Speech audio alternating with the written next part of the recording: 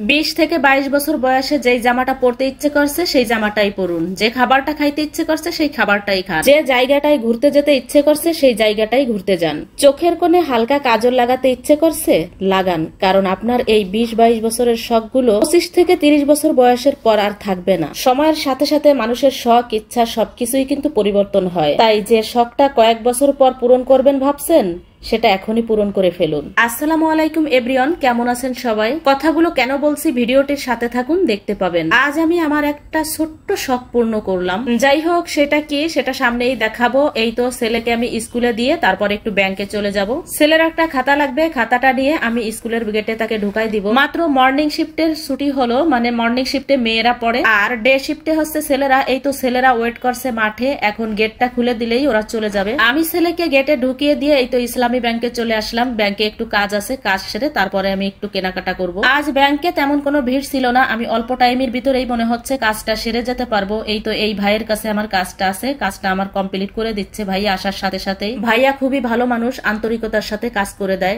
এখন আমি বাসায় চলে আসছি। যেই জিনিসটা আমি কিনেছি সেটার ভিডিওটা নিতে পারি নাই, কারণ দোকানদার বলল ভিডিও করা যাবে না আপু, ভিডিওটা করেন না। মাঝে মাঝে কিছু দোকানদার আছে ভিডিও করতে দেয় না। আমার গুড্ডু সোনা এসেই কিন্তু জুতাটা খুলে সে জুতাটা ঘরে একবারে এনে তার জায়গা মতো রেখে দেয়। ওইখানেই ওর জুতাগুলো রাখে, আবার ওইখান থেকেই ও বের করে কোনো জায়গায় যাওয়ার সময় আবার ওইখান থেকে ও বের করেই নেয়। আর যে জিনিসটা বলেছিলাম ভিডিওর শুরুতে যে শখের বয়সে শখ পূরণ করতে হয়, এই তো এই জিনিসটা দেখে আমার কয়েকদিন ধরে খুবই ভালো লাগছিল। অনলাইনে দেখেছি তো তাই দেখেই ভাবলাম যে আমি এই জিনিসটা কিনবো। তো যে ভাবা সেই কাজ, আজ বের হয়ে তারপরে এই জিনিসগুলো আমি কিনে এনেছি। আমার এই জিনিসটা কেমন হয়েছে আপনারা একটু কমেন্ট করে জানাবেন। বিশেষ করে আমার কাছে কিন্তু এই ব্রেসলেটটা বেশি ভালো লেগেছে। তো যেই কথাটা ভিডিওর শুরুতে বলেছিলাম শখের বয়সে শখ পূরণ করতে হয়, আমার যেহেতু এটা দেখে শখ লাগছে, আমি যদি এখন না কিনে রেখে দিই যে পরে কিনবো, তাহলে কিন্তু দেখা যাচ্ছে আর কিনা হতো না, আর শখটাও কিন্তু পূরণ হতো না। দেখা যাচ্ছে 2-1 বছর পরে ওটার প্রতি আর কোনো আকর্ষণই থাকতো না। এই জন্য বললাম ছোট হোক আর বড় হোক, যার যেরকম সামর্থ্য আছে সে সেরকম সামর্থ্যের ভিতরে কিছু কিছু ছোট ছোট শখ পূর্ণ করবেন। যাই হোক, আমার দুপুরবেলা আসতে কিন্তু একটু লেট হয়ে গেছে। দ্রুত আমি বেগুন আর পটল কেটে নিচ্ছি, এগুলো ভেজে নিব,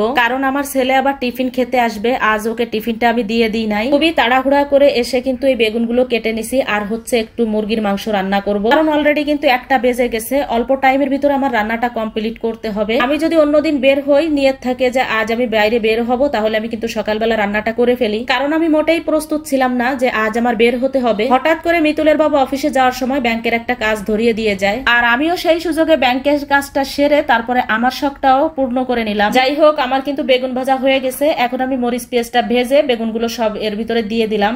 আর এই বেগুন ভাজি আর পটল ভাজি আমার আর মিতুলের কিন্তু অনেক পছন্দ। মুরগির মাংস রান্না করছি, বাট আমি কিন্তু এইটাই বেশি পছন্দ করি এবং এটা দিয়েই আমি বেশি ভাত খাবো। ভাজিটা নামিয়ে এখন আমি মুরগির মাংসটা রান্না উঠাই দিলাম। এখানে আমি পেঁয়াজগুলো হালকা ভেজে তার ভিতরে আমি মশলাগুলো দিয়ে দিলাম, মানে গোশের যে মশলাগুলো লাগে, আদা, জিরা, রসুন, টমেটো সবকিছু মানে এখানে দিয়ে দিলাম, দিয়ে ভালো করে কষিয়ে নিলাম। কষানো হয়ে গেছে, এখন আমি গোশগুলো দিয়ে দিলাম। গোশগুলো দিয়েও কিন্তু আমি ঢাকনা দিয়ে ঢেকে ঢেকে অনেক সময় ধরে কষিয়ে নিব। মাংস যদি কষানো ভালো হয় তাহলে কিন্তু স্বাদটাও বেশি হয়। আমি কিন্তু পানি অ্যাড করব না, এভাবে কষাইয়েই রান্না করব ঢাকনা দিয়ে ঢেকে ঢেকে। ভিডিওটি লং হয়ে যাচ্ছে, যার জন্য আমি আর ভিডিওটি বাড়ালাম না। এই পর্যন্তই, পরবর্তী ভিডিওতে কথা হবে। সবাই ভালো থাকবেন, সুস্থ থাকবেন। আল্লাহ হাফেজ।